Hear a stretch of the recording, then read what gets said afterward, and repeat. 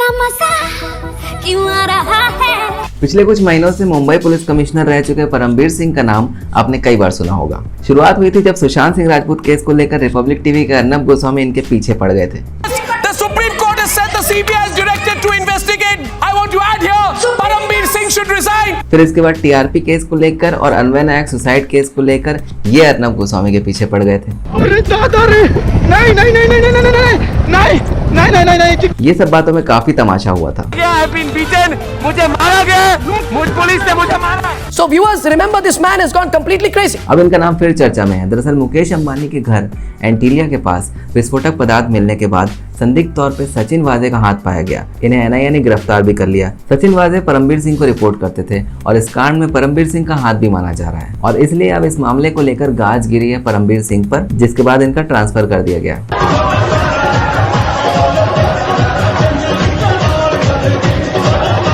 तो आपको बताते हैं परमबीर सिंह के बारे में, जिनके लिए एकदम से जज्बात बदल गए, हालात बदल गए। वैसे परमबीर सिंह के फंसने के बाद इनके एक पुराने दुश्मन को काफी खुशी मिली होगी।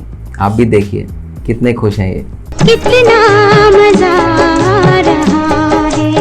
25 फरवरी की बात है जब मुकेश अंबानी के एंटीलिया घर के सामने विस्फोटक पदार्थ से भरी हुई गाड़ी मिली। इसके बाद इस गाड़ी के मालिक मनसुख हिरेन की हत्या भी हो गई और फिर क्राइम ब्रांच के पुलिस ऑफिसर सचिन वाजे को कथित तौर पे इस केस में अहम भूमिका निभाने के जुर्म में अरेस्ट कर लिया गया। कुल मिलाकर परमबीर सिंह की लीडरशिप में मुंबई पुलिस में काफी सारे सवाल खड़े हुए। देश के सबसे बड़े उद्योगपति के खिलाफ एक असिस्टेंट इंस्पेक्टर रैंक के अधिकारी ने साजिश रची, अबे साले, और पुलिस विभाग में किसी को पता भी नहीं चल पाया। तो ये बात किसी को हजम नहीं हुई। इसको समझने में देर लगेगी।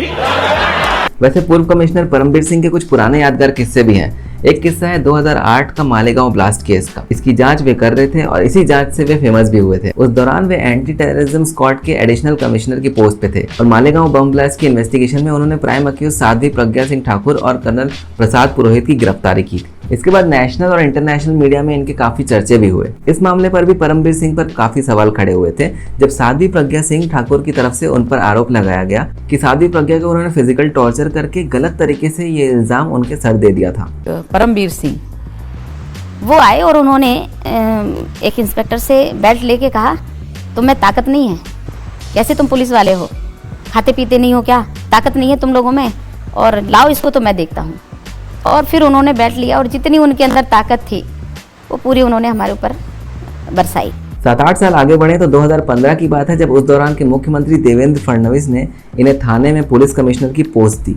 इनकी लीडरशिप में पुलिस ने कई सारे केसेस भी सॉल्व करे, मगर परमबीर सिंह का अल्टीमेट एम था मुंबई पुलिस कमिश्नर बनना। 5 साल बाद इनकी ये इच्छा पूरी हुई। बतौर कमिश्नर जो पहला हाई प्रोफाइल केस जो इन्होंने हैंडल किया वो था सुशांत सिंह राजपूत केस। इसमें जांच पड़ताल को लेकर भी काफी विवाद खड़ा हुआ था और इसमें ढिलाई और सबूतों के साथ छेड़छाड़ के आरोप भी लगे थे। इस केस में भी परमबीर सिंह और मुंबई पुलिस पर काफी सवाल खड़े हुए थे। The Mumbai Police Commissioner must step down. और अब इन पर इल्जाम है कि इन्होंने सचिन वाजे को बचाने की कोशिश की जो अब एनआईए की कस्टडी में है। एनआईए के मुताबिक सचिन वाजे अपने गैर कानूनी धंधों के लिए एक मर्सिडीज का इस्तेमाल किया करते थे जो कि वे कमिश्नर के ऑफिस में पार्क करते थे। इस मर्सिडीज में एनआईए को 5 लाख रुपए और नोट गिनने की मशीन भी प्राप्त हुई है। 2004 में सस्पेंड किए गए सचिन वाजे को 16 साल बाद 2020 में वापस बहाल करने के पीछे भी परमबीर सिंह की अहम भूमिका बताई गई है, जो फरवरी 2020 में ही कमिश्नर बन के आए थे। सचिन वाजे को क्राइम इंटेलिजेंस यूनिट का चीफ बना दिया गया और उनकी रिपोर्टिंग सीधे परमबीर सिंह को थी, जबकि रूल्स के हिसाब से वो किसी सीनियर इंस्पेक्टर को रिपोर्ट करते। कुछ तो गड़बड़ जरूर है अभिजीत। ये एंटीलिया केस काफी लंबा चल रहा है और किसी क्राइम पेट्रोल और सावधान इंडिया के एपिसोड से कम नहीं है। इसमें अभी कई और डेवलपमेंट्स आने की उम्मीदें हैं और मनसुख हिरेन की मौत के पीछे की कहानी भी बाहर आना अभी बाकी है।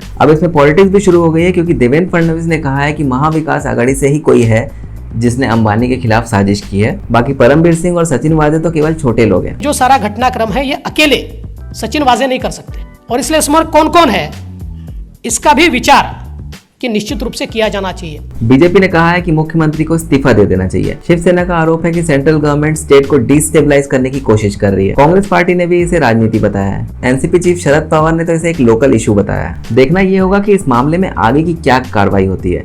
क्या सिर्फ ट्रांसफर पे बात आके थम जाती है या फिर पिक्चर अभी बाकी है। सचिन वाजे वो तोता निकला जिसमें जान फंसी थी कईयों की। ये कहा जा सकता है कि शिवसेना के नेताओं को बचाने के लिए पुलिस कमिश्नर को बलि देनी पड़ी। क्या हो गया? सचिन वाजे ने ऐसा क्या बता दिया जिसकी वजह से जान अटक गई सबकी? कितना मजा आ रहा है। And yes, I believe in karma. And yes, I believe in karma. अगर आपको ये वीडियो पसंद आया तो इसे लाइक करें, शेयर करें, सब्सक्राइब करें। धन्यवाद।